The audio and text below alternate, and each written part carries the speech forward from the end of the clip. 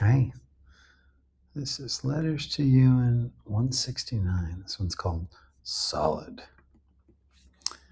Dear Ewan, I'm feeling something solid. I'm learning a new edge to the mind and language I'm not sure I know how to talk about. It is a blessing to have needs. I can see an image of tractors and trailers with hitches to hitch together. One pulls and the other holds.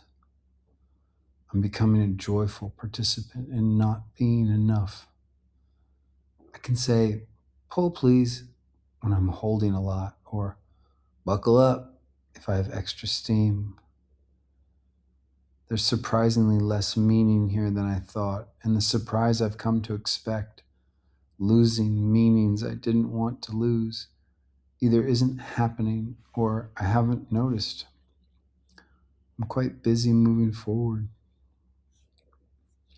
We had a check in tonight about how Palm Springs went. It was the most cohesive integration because we weren't subtly debating what went wrong or who to blame.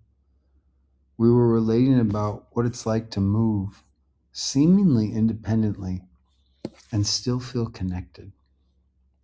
All three of us had adventures in independence.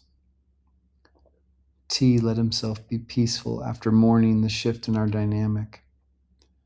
J had to step back from the mourning and cohere us without controlling. He also went out alone and loved every minute. I once again was faced with do what you want versus make sure everybody knows you love them.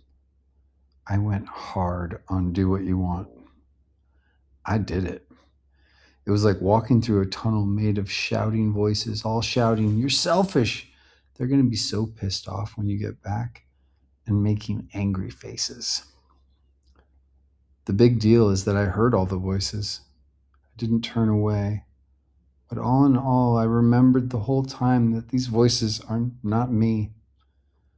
There's some kind of protectors I created long ago and think they're using fear to keep me safe and secure. I know they're holding me back, and I know that what's good for me is good for everybody.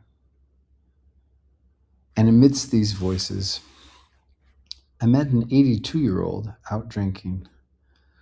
I told him I was going home to address some dementia occurring in the family. He looked at me and said, "I have Alzheimer's." "What's it like?" "Well, I forget things now and then, but they caught it early and put me on medication." The only anomaly I noticed was he told me that his 50-year-old boyfriend was 77. I met an 83-year-old who said, "My secret is the 25-35-65 rule. I act like I'm 25 here," and he grabs his crotch. 35 here, and he places a hand on his stomach. And 65 here, and places a hand on his forehead. I met a retired math teacher in line, waiting to get into my go to spot. T was going to pee, and we had been out for a while walking around. I introduced myself and started chatting. He was crazy handsome and in excellent shape. He definitely felt too hot. The three of us were laughing and waiting together. Right when we got in, T felt like going home.